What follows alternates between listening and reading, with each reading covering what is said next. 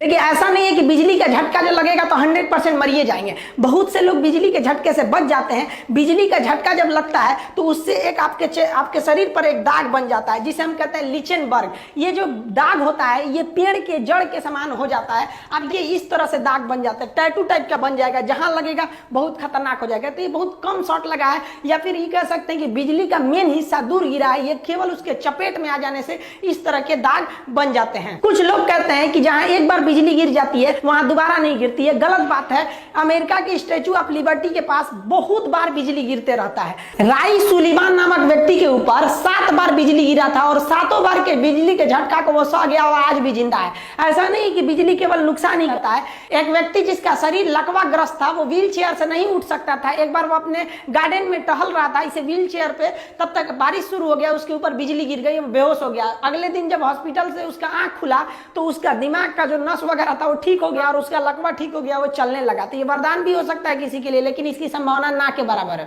आपको हम बताएं कि बिजली कहां गिरने की संभावना रहती है और हमें क्या नहीं करना चाहिए। आप समझते हैं हमें क्या करना चाहिए अगर हम बाहर कहीं गिर गए तब। देखिए अगर आप कहीं मकान वगैरह में है तो सुरक्षित मकान के अंदर रहें, ये ज्यादा सुरक्षित है। लेकिन अगर आप खुले मैदान में है तो दौड़िए कभी भी नहीं, क्योंकि दौड़ने से आपके पैर के घर्षण से वहां पे इलेक्ट्रिसिटी जनरेट होती है और वो चार्ज को खींचने लगता है। आपको तुरंत नीचे बैठ जाना चाहिए। खड़े रहेंगे तो आपका एरिया ऊपर हो जाएगा और आप बिजली के संपर्क में आने से ज्यादा संभावना रहेगी। इसलिए बैठ जाना चाहिए और कान ढक के बैठना चाहिए कि कान के पर्दे पर कोई नुकसान ना करे। और एक दूसरे से कम 100 फीट का गैप बनाकर बैठना चाहिए, क्योंकि एक पास बैठने से वहां पर चार्ज को खींचने की संभावना बढ़ जाती है। क्योंकि हर एक व्यक्ति जो होता है वो अपने आप में एक कंडक्टर होता है, इलेक्ट्रिसिटी को ले जा सकता है। इसलिए एक पास बैठिएगा तो बिजली आके गिर सकता है। दूरी दूरी पर बैठना चाहिए।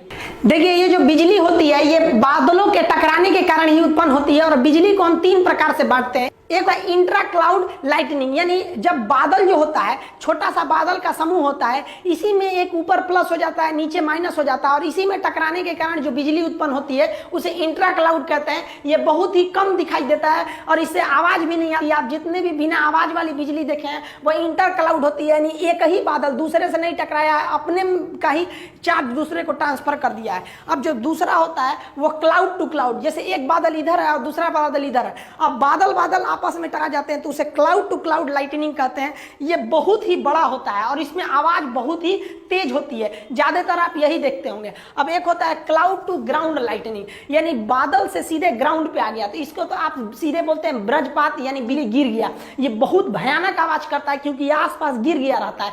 यही है, इसके बारे में तो हम आपको सब कुछ बता दिए। तो ये आप समझ गए क्या सावधानियां हैं, कहां गिर सकते हैं, कितने प्रकार का हो सकता है। नेक्स्ट वीडियो में हम समझेंगे कि राजनाथ सिंह रूस में गए और पुतिन ने उन्हें क्या दिया है और रूस से आया आईएल जहाज भारत के लिए कौन से हथियारों को लेके आया है। कुछ लड़कों का कहना है कि सर आप जो वीडियो बनाए थे कि चाइना को कैसे बाइकआउट किया जाए, चाइना के सामानों को बंदरगाहों पे क्यों ना फंसा दिया जाए, तो लोगों का कहना है कि शायद यही गवर्नमेंट ने सुन के ऐसा काम तो नहीं किया, लेकिन अभी इस पर कोई कंफर्मेशन नहीं है। लेकिन चाइना के जो शिपमेंट आ रहे हैं उन्हें चेन्नई और मुंबई बंदरगाह पे काफी देर तक